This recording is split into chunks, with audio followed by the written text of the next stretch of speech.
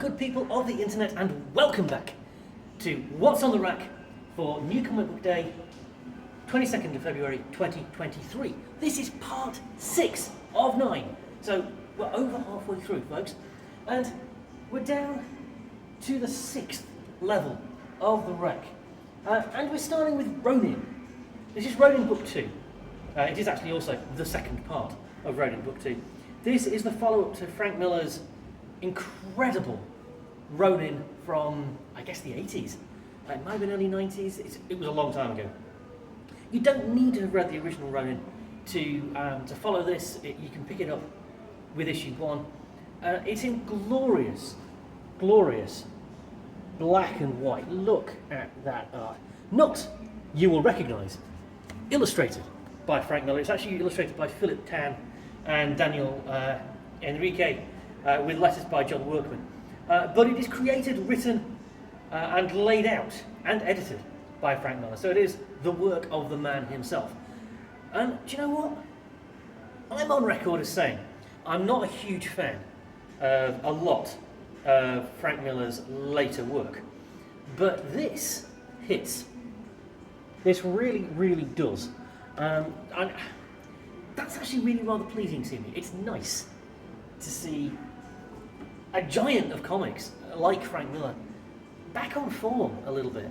I'm not quite sure what went wrong in the early 2000s, but something clearly did, and he seems to be coming through that now. And as somebody who remembers the impact that work like Dark Knight Returns, Daredevil Born Again, Batman Year One had on me back in the 80s, let alone the whole of comics, it's good to see him back, I think is what I'm saying.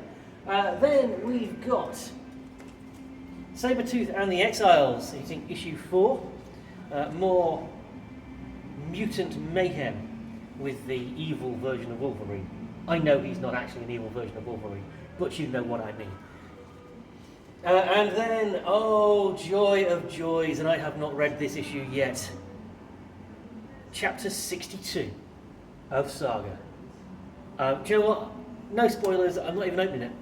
I refuse to spoil the Saga for you or me.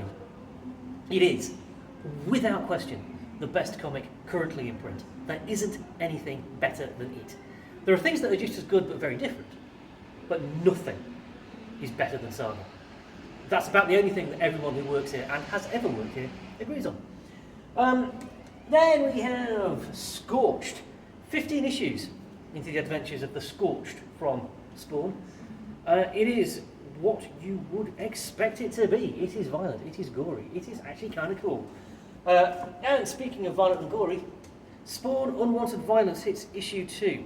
This is by Todd McFarlane, the creator of Spawn, co-founder of Image Comics.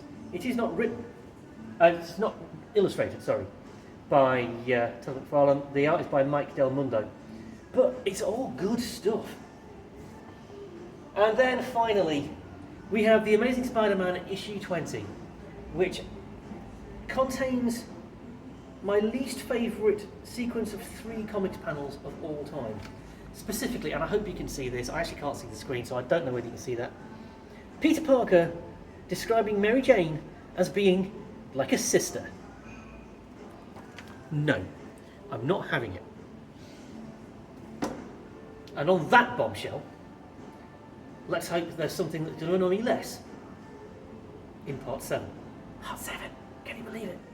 And we'll be back with that in just a bit. Until we are, take care of yourself, be kind to yourself, be kind to everybody else. We'll see you very soon.